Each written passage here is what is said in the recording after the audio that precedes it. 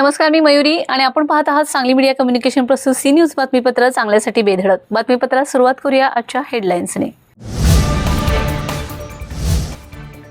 नदीत बुडाला, अचानक पाणी पातळी वाढल्याने दुर्दैवी घटना.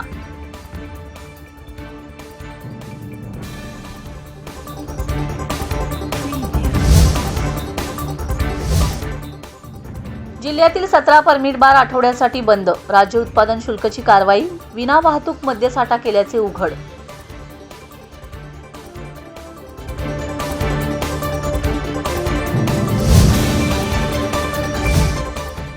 कवठेमहांकाळमध्ये शरद पवार फुंकणार विधानसभेची तुतारी.